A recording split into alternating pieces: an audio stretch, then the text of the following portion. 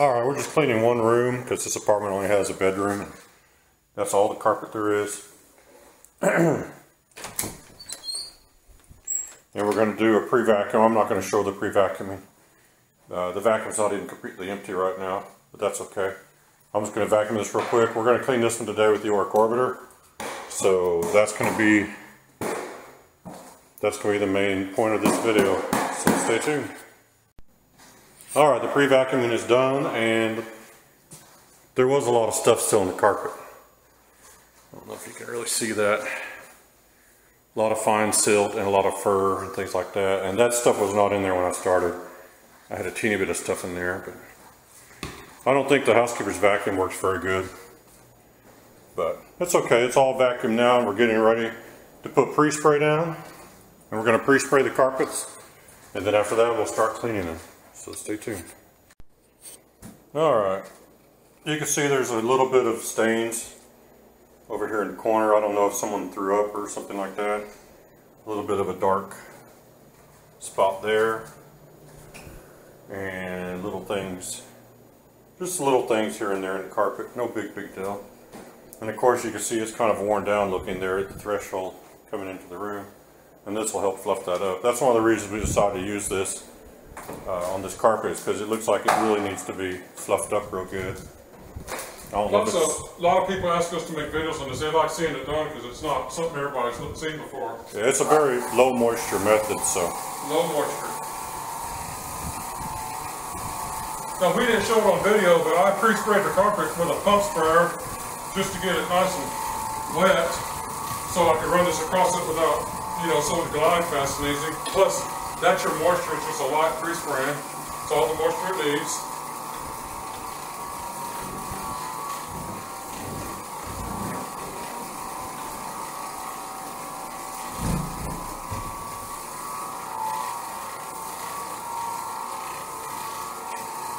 Yep, helps to make the carpets fluffy again.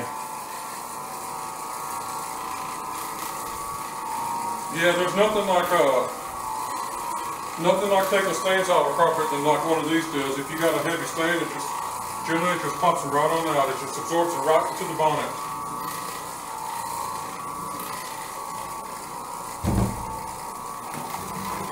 There's a stain right there. And there it is. It's gone. It just takes the stuff right out. It's easy peasy. I see there's little things popping up. Even though we vacuumed this carpet. That's carpet fragments. Well, there's little pieces of things that are deeper in the carpet that vacuums don't really get out. And this will bring those things up. So a lot of times it's a good idea the next day, no matter what method you use to clean a carpet with, the next day when the carpet's fully dry is a great time to vacuum. Because you'll probably pick up more than you generally do, because embedded materials and things like that have been stuck in there so hard a vacuum won't get them out. They'll come loose.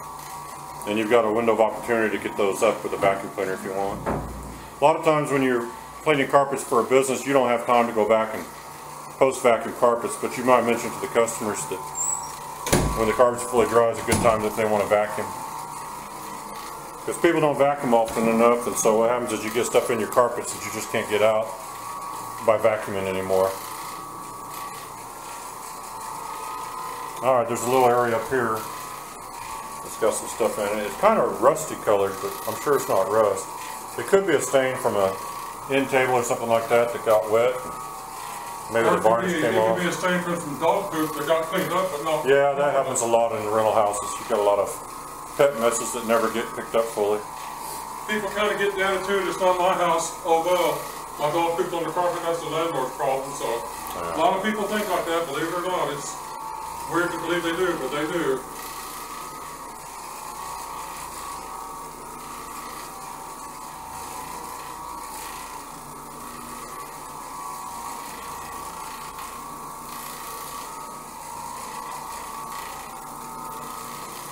There's some furniture marks left by a dresser or something.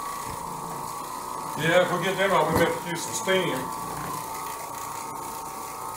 Alright, there's a black mark, right? He just ran over it. Is it gone? No, go back over again. I don't even see it. Right through there. It's gone.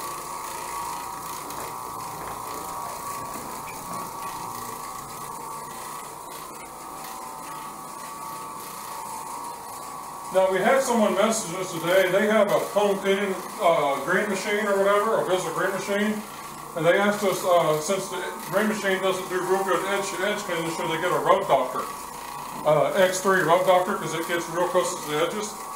And what we told them is if you have a visible green machine, they have a BG10. That's the top of the line visible machine. We said no, you should keep your machine and keep using it. But instead of getting a there's the dirty stains coming up right now. Instead of getting a rub doctor, just get you a Oreck auger like this here, and Oreck augers will do edges. Plus, if you have an Oreck auger and you get the bonnet, you can bonnet clean. If you get the black brush, you can encapsulation clean. You get a little more in here. I will in a minute. But you can start encapping if you want to encap with an encapsulation powder. You can dry clean with just the powder that Oreck or somebody else sells. You can do a lot of things with an Oreck auger. So where is it? Just keep working that whole area right there. But we advise them, don't get rid of your green machine and get a rub doctor. Although we like rub doctors, voila, it's gone. But get You're this right in here too. Get this instead and use it in addition to your green machine. What do you Well, and the other thing is you can also do floors and things like that you can't do with the, if you have an extractor already, instead of having a second extractor, get in a machine. Don't forget the clauses. I did get them. Okay, getting a machine that does floors is a good thing, because you could actually drop that bonnet right off onto this floor and start cleaning the floor. The truth is, we prefer rub doctors ourselves over green machines. If you want to, run it right over the edge, because you got the edge is soaking wet right there from your pre-spray.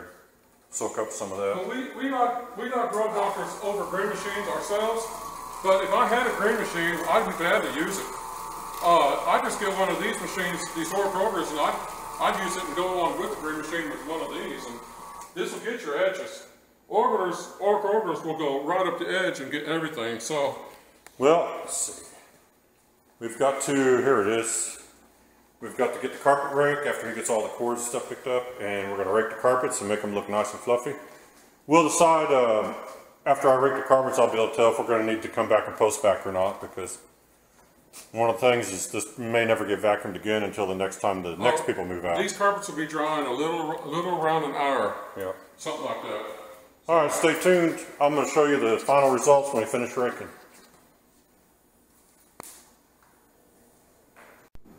All right, after it's raked, this is some kind of a thick carpet, so there's a little bit of a furniture dent left behind, but it's not enough to fuss with. And the carpets look pretty good, and they're fluffy again. As you can see, we got all this restored back to looking like new.